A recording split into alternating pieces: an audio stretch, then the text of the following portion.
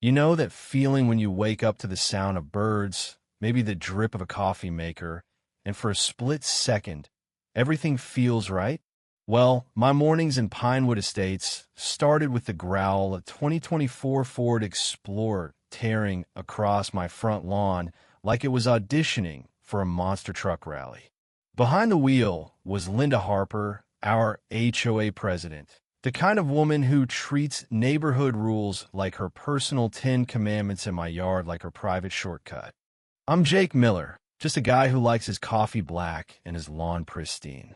That patch of green out front, it's my therapy, my pride, my little rebellion against the chaos of the world. I mow it in perfect stripes, edge it like a barber giving a fade, fertilize it like it's my kid's college fund. So when I saw those first tire tracks in April, after a rainy night, my stomach twisted.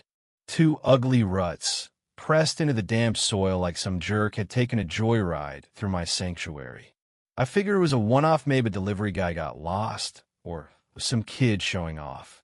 But the next morning, there they were again, deeper, meaner, like someone was carving their initials into my life. By day 3, I was up at dawn, camped out by the window like a paranoid detective, sipping coffee and squinting into the fog. Nothing, just the tracks, mocking me, fresh as a slap. I started to feel if this wasn't random. It was personal. Someone was out there, every morning between 6:45 and 7 o'clock, turning my lawn into their personal driveway.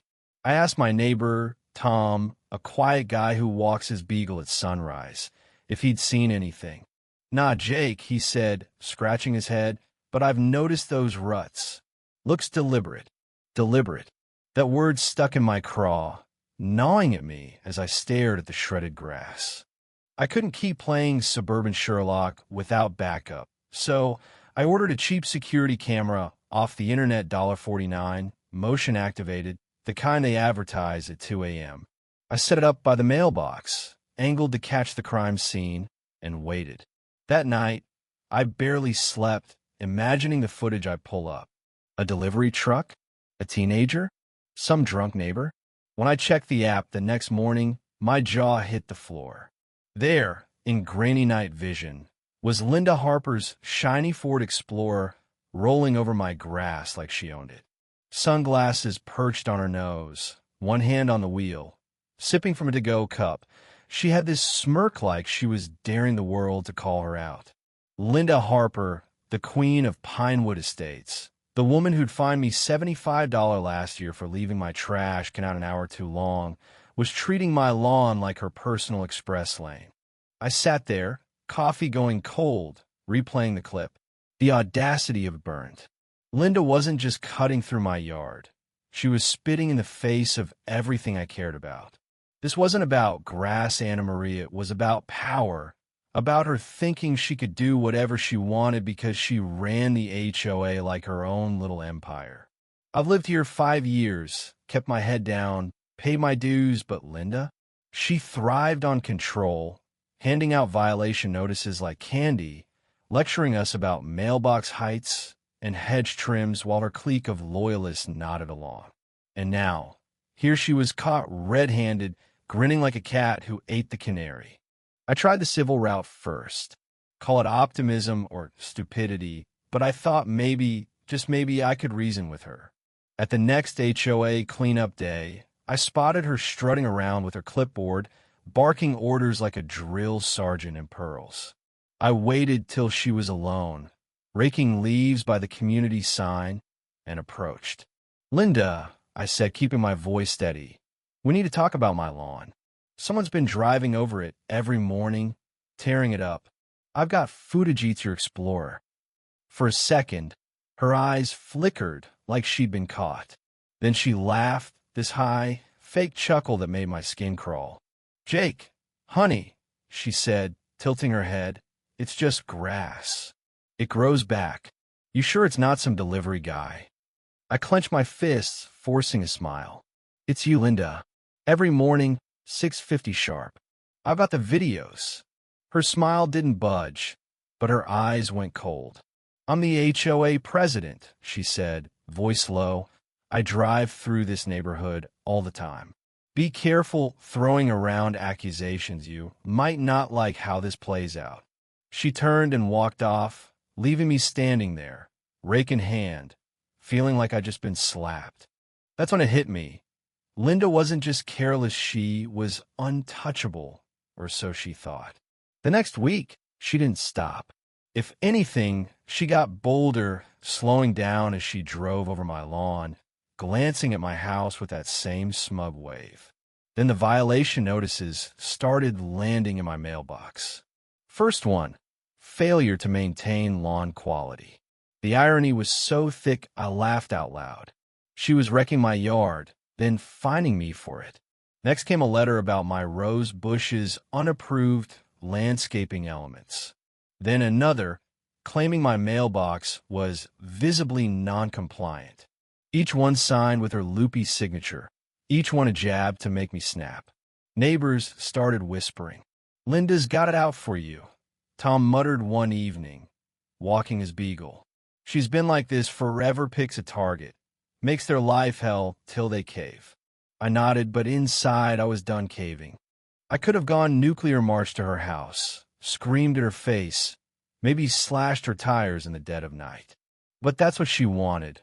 A scene she could spin, a story to paint me as the unhinged neighbor. Instead, I got smart. I spent nights digging through city codes, HOA bylaws, anything I could find. Turns out, you can't booby-trap your yard, no spikes, no pits, nothing illegal. But you can make it inconvenient, real inconvenient, for someone to keep treating it like a freeway. I started sketching a plan, not for revenge, but for justice, something so clean, so legal, so perfect it'd make Linda's head spin. The idea was simple. Turn her shortcut into a stage where her arrogance would trip her up. I called a landscaper, a guy named Mike, who talked about curb appeal like it was fine art. I told him I wanted a row of heavy stone planters, some low shrubs, and a gravel path along the edge of my lawn, nothing permanent, nothing that screamed spite, just a tasteful barrier that'd make an SUV's life hell.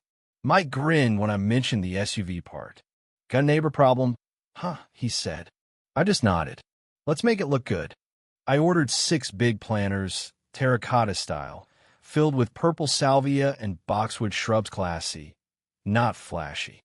Behind them, a strip of gravel, just wide enough for a pedestrian, but a nightmare for tires. I checked every city code, saved every receipt, even emailed the planning office to confirm it was all above board. If Linda wanted to play dirty, I'd play clean and win. I timed it perfectly. Linda had a big HOA meeting scheduled Wednesday morning, so I had Mike's crew show up at dawn. They worked fast, setting up the planters in a gentle arc, right where tires always hit. By 8 a.m., it looked like something out of a gardening magazine, neat, intentional, untouchable. I texted 2 neighbors I trusted, Sarah, a retired nurse who'd clashed with Linda before, and Carlos, a dad who loved a good laugh. "Be ready with your phones," I said.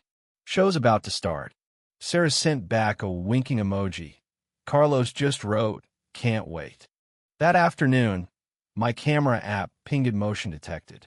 I opened the feed, heart pounding, and there she was, Linda, rolling up in her Explorer, sunglasses on, scarf fluttering like she was in a damn perfume ad. She slowed when she saw the planters, her face twitching from confusion to annoyance to outright fury.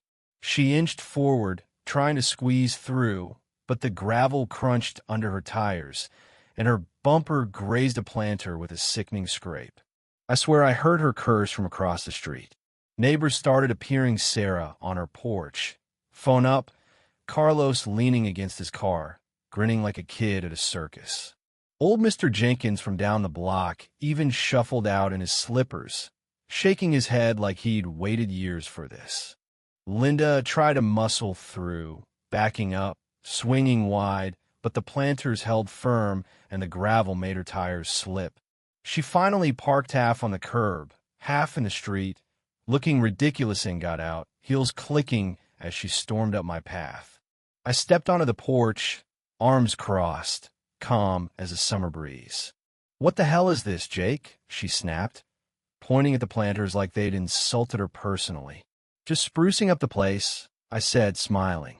"City code says it's my right. Looks nice, doesn't it?"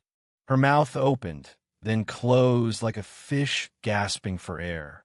"You'll regret this," she hissed, but her voice cracked. And for the first time, she didn't look like the queen of Pinewood. She looked small. The fallout was glorious.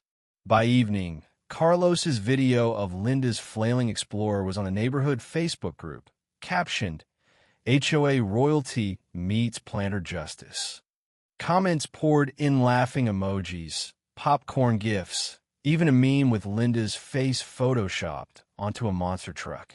At the next HOA meeting, she tried to spin it, standing up with her usual righteous spiel about community standards and hazardous obstructions. But Sarah stood up, cool as ice, and said, "Linda, we've all seen you tearing up Jake's lawn. Those planters are legal, and they're gorgeous. Maybe you should apologize."